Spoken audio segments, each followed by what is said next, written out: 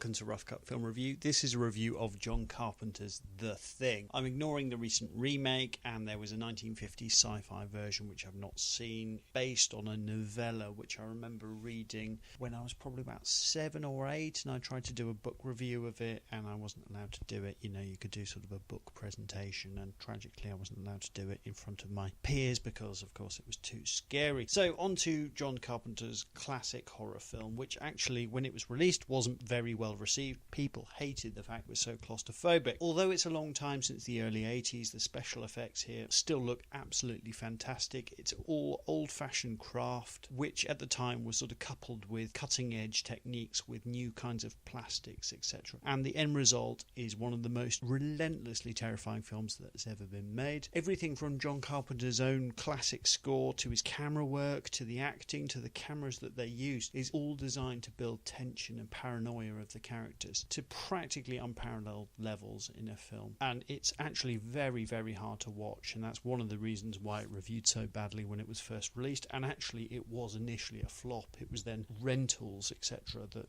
drove the revenue for the film. So this is Kurt Russell as the star, and he's at his absolute best. However, his character isn't, it's got sort of elements of the classic action hero, but here his helicopter pilot McCready is more of a great leader in as much as the men trust him, and trust is the most important thing to men in this ridiculous situation. And I don't mean ridiculous in a bad way. So plot-wise, we've got an American research base in Antarctica. It's gearing up for the winter when they encounter a visit from a lone husky being chased by a grenade-dropping, sniper rifle-shooting helicopter, which is full of some rather irate Norwegians. So I think there's probably 2 of them, actually. It's not that full. The Norwegians are really, really keen on killing this dog, and the Americans think, that's incredibly odd.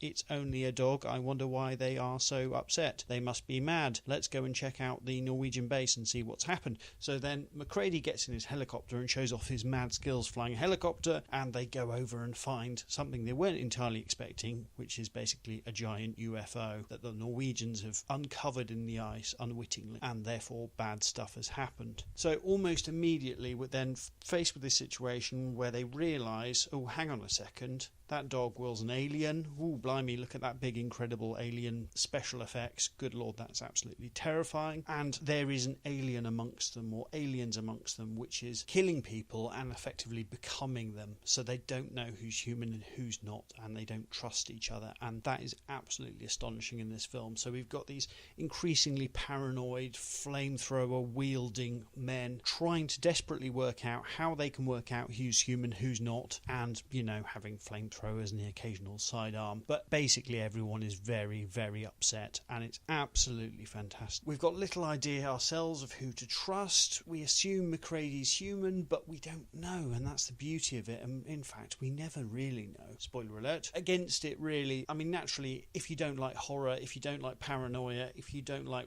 relentlessly tense films, you will hate this film, and a lot of people do hate it. But if these things are your cup of tea, and they absolutely are mine, it's just a wonderful film, absolutely wonderful. Near the end, there's a surprisingly generic action scene, which, lets it down a little bit, but basically it redeems itself right at the very end, and I won't spoil that. So ultimately, if you like horror, if you like tension, if you like intrigue, you like amazing 1980s special effects, and some really incredibly memorable scenes. So I'm thinking of the dog monster, the defibrillator, the list goes on, and these really classic scenes that will stay with you, and oh boy, is it difficult to watch in a fantastic way. Kind regards, Christopher Thomas.